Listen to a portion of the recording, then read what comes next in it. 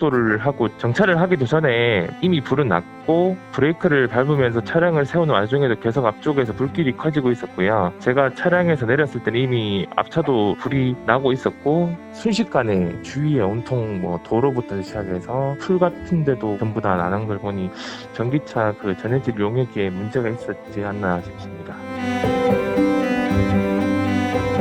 진짜 코나 전기차를 사고 싶으시다면 불이 날지도 모르니까 차량 탈출 훈련 방법부터 배우시라고 말씀드리고 싶습니다.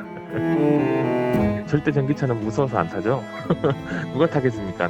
타고 싶어하는 사람들이 있으면 절대 사지 말라고 그렇게 바라고 있습니다. 코나 전기차에서 불이 나 코나에 불이 나는 사고가 잇따르고 있습니다. 앞부분이 형체도 없이 녹아내렸습니다. 전기차 코나에서 연기가 쉴 새 없이 나옵니다. 코나 화재는 이번이 처음이 아닙니다. 올해에만 7건입니다. 국내외에서 판매된 코나 전기차는 12만 대. 현대차 측은 소프트웨어 업그레이드 등을 포함해 다양한 조치를 검토 중이라며 제일 손해가 안 되는 소프트웨어 업데이트부터 차근차근 자기들이 조금이라도 손해를 덜 보려고 지금 이렇게 소비자를 기망하는 게 아닌가.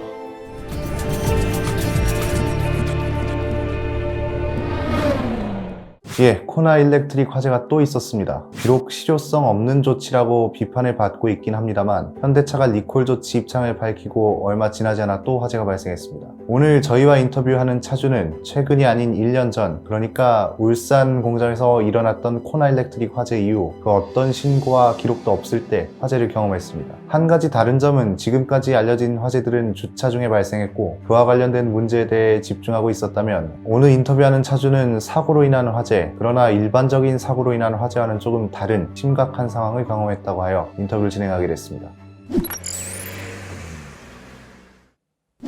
아마 오늘은 충전이나 주차 상태 외의 사고 상황에서 발생할 수 있는 위험성에 대해서도 생각해 볼 수 있는 시간일 것 같습니다. 차주분 나와 계시죠? 네, 여보세요? 안녕하세요. 네, 안녕하세요. 사실 사고가 났다고 하신 날짜를 보고 이 인터뷰를 진행해야 하나 망설였습니다. 그러나 최근에 워낙 관련 문제가 이슈가 되고 있고 그리고 안전과도 관련된 일이라서 물론 지금은 다른 차를 타고 계시겠습니다만 지금 심경이 좀 어떻습니까? 예전보다 지금이 크게 이슈화가 많이 돼서 전기차를 타고 있진 않지만 위험성에 대해서 좀 알리고 싶습니다. 보내주신 내용에 따르면은 작년 5월 22일에 코나 일렉트릭을 타다가 추돌 사고가 일어났다고 해주셨습니다. 추돌 후에 차가 완전히 전소돼서 폐차한 사고라고 써주셨는데 당시 상황 설명 좀 가능하십니까?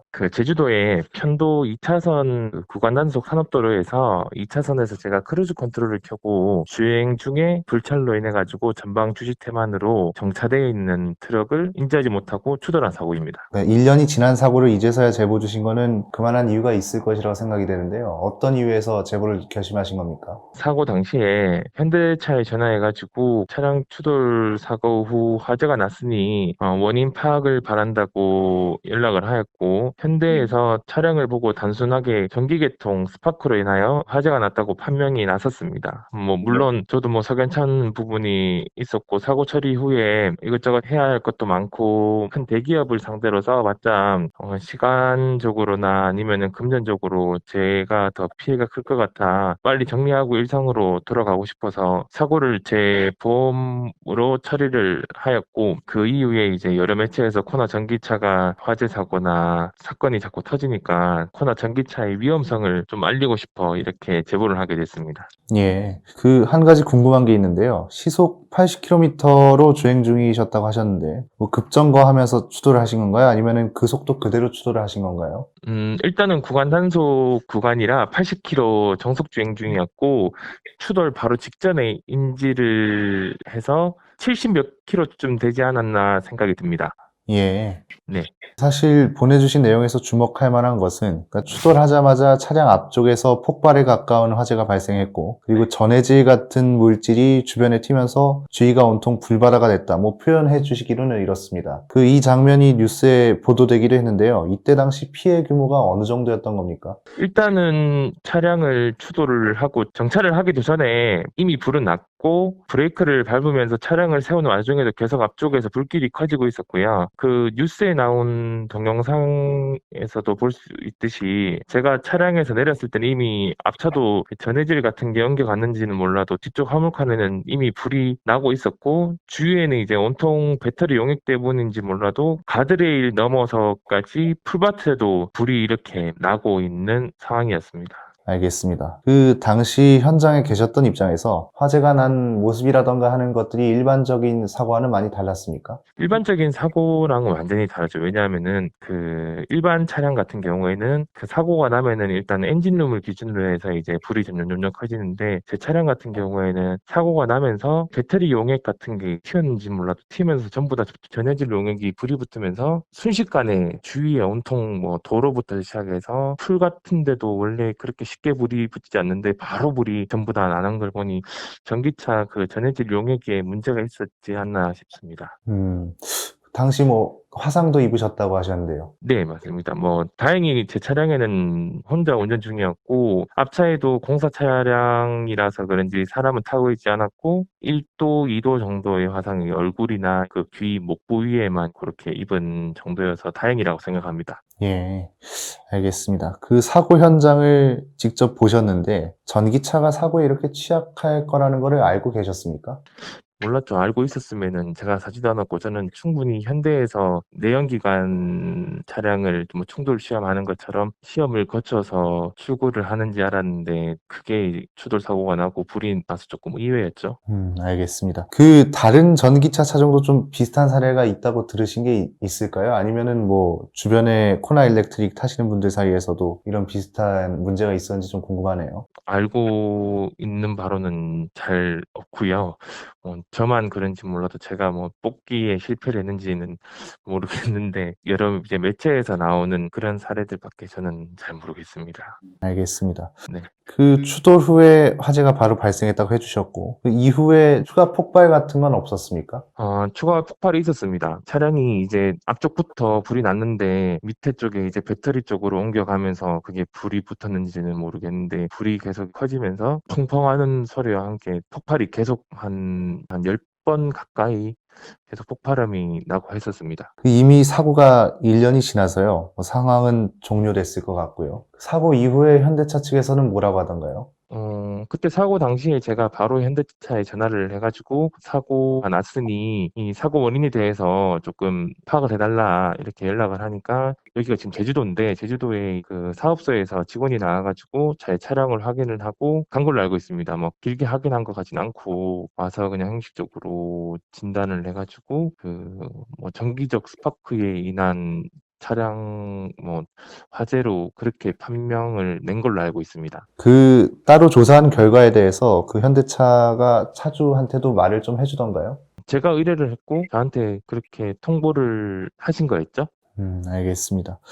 그 앞에서 잠깐 언급을 해주셨는데요. 당시 차량과 사고는 어떻게 처리가 됐나요? 전기차 같은 경우에는 폐차를 할 경우에 어떤 이제 현대차에서 이거는 배터리나 뭐 다른 이제 차량을 사용할 수 없다는 정비 내역서인가 그런 걸 받아야 됩니다. 그래서 그 정비 내역서 같은 걸 다 받고 난 뒤에 지금 차량은 보험으로 해서 전손 처리로 인한 폐차 처리를 하고 저는 다 그 보상을 받았습니다.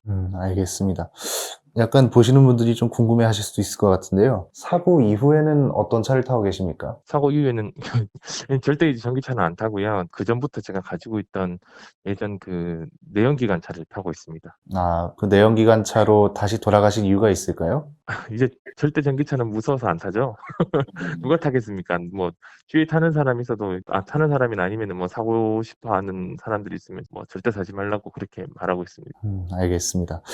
그 인터뷰 초반에도 비슷한 질문을 드렸는데요. 이 문제를 좀 지금에서야 제보해야겠다고 마음먹으신 이유가 있습니까? 일단은 코나 전기차가 위험하다는 걸 조금 알리고 싶고요. 절대 사지 말라고 조금 알리고 싶고, 진짜 뭐 코나 전기차를 사고 싶으시다면 불이 날지도 모르니까 화재가 나면은 뭐 차량 탈출 훈련 방법부터 배우시라고 말씀드리고 싶습니다. 알겠습니다.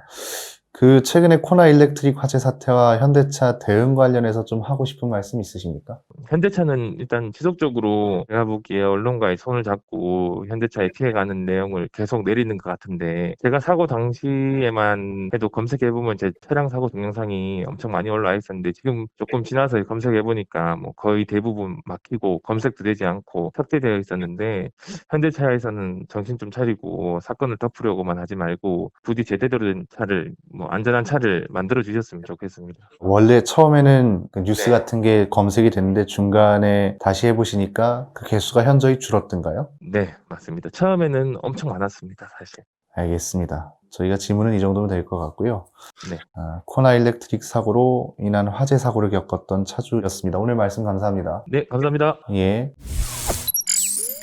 예, 현대차의 소프트웨어 업데이트 리콜 조치를 두고 실효성이 있느냐 없느냐를 따지고 있는 요즘, 전기차의 사고 및 화재 위험성에 대한 소비자들의 인식도 바뀌고 있습니다. 박병희 명장 주장에 따르면 코나 일렉트릭은 전기차 전용 냉각수가 과거에는 문제였고, 차주가 전해질과 같은 물질이 불을 옮기는 화재를 경험한 것 역시 2019년 맥락상 박병희 명장의 주장과 일치합니다. 오토포스트 시선 집중, 오늘은 어그로에 대한 이야기로 마무리하려 합니다. 구조당국이 이 자리를 비켜달라고 했으나 우리는 끝까지 이곳에서 생생한 현장을 보도해드리겠습니다. 마치 정의로운 언론의 역할인 양 들리는 한마디. 1995년 삼풍백화점 붕괴 사고 현장을 보도하던 어느 언론사의 중계차는 현장을 지켰다는 유명한 일화. 물론 여기서 말씀드리는 유명한 일화는 그리 자랑스럽도록 유명한 것은 아닙니다. 언론들은 사고로 인한 피해가 아닌 속보와 사망자 숫자 세기에만 혈안이었습니다. 재난의 현장에서 우리 언론들은 스포트라이트를 비추고 싶어하고 그러한 사례는 너무나도 많습니다. 같은 해 1995년 고베 대지진,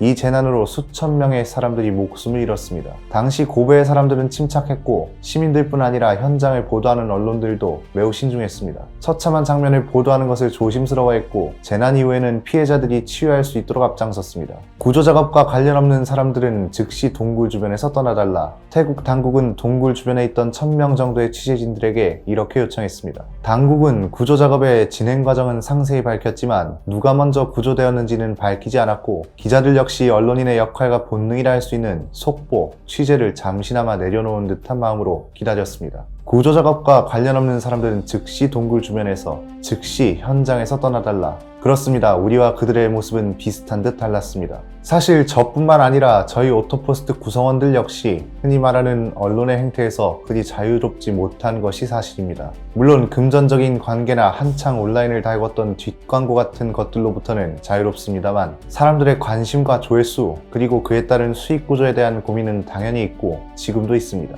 광고, 누군가로부터 대가를 받지 않는 만큼 자립할 수 있는 힘이 강해야 하기 때문에 그 누구보다 치열하게 나아가야 합니다. 콘텐츠를 창작하는 사람이라면 밤낮과 주말의 구분이 없는 것이 흔하다지만, 여러분이 생각하시는 저희 채널의 메인 구성원들은 진작에 그 경계가 없어졌습니다. 최근에는 저희들을 향한 공격이 아닌 쓴소리도 많이 들려오고 있습니다. 당연히 저 역시 그것을 다 보고 있기 때문에 고민이 없다고 할 수는 없습니다. 올바른 방향을 추구하면서도 저희는 회사이지 자선단체는 아니기 때문에 조회수 빨아먹으려 콘텐츠를 만든다라는 말이 한편으론 아프면서도 한편으론 원망스럽기도 했던 것이 사실입니다. 외부로부터의 지원 없이 투명한 콘텐츠를 만들라 요구하면서도 자생할 수 있는 범위는 최소화하라는 저희 입장에선 일종의 모순처럼 들렸기 때문입니다. 저희의 모회사는 콘텐츠 회사라고 지난 영상에서 언급드린 바 있습니다. 실제로 그 규모와 영향력은 국내 1위 언론사와 맞먹는 수준이라고 자부하고 실제로 수치가 이를 증명해줍니다. 그렇기 때문에 앞으로를 위해서라도 최근 질타해주시는 내용, 즉 어그로라는 것에 대해 깊이 생각해봤습니다. 적어도 내용 안에 있는 것으로 구성이 된다면 합리적인 결과를 만들어낼 수 있지 않을까 하는 것, 그리고 투자할 가치가 있는 내용을 담아내도록 최대한 노력하는 것, 지금 낼 수 있는 가장 합리적인 생각이 아닐까. 이미 수많은 자동차 채널들이 자생이 힘들다는 것을 증명하고 있고, 물론 그로 인해 받은 지원을 애써 숨기려 했다는 것은 질타받아야 마땅하겠으나 그들의 입장도 완전히 이해하지 못하는 것은 아닙니다. 결론을 말씀드려야겠죠. 이 자리를 빌려 사과드립니다. 그리고 질문드립니다. 사람들의 관심을 끌고 클릭을 유도하는 것은 이제 새로운 미디어 환경에서 꼭 필요한, 어찌 보면 하나의 마케팅 수단이 되었습니다. 그 마케팅이 실패한다면 그 채널과 회사는 존폐의 기로에 서게 될 것입니다. 우리가 가야 할 진짜 옳은 방향은 무엇인가? 오늘의 시선 집중이었습니다.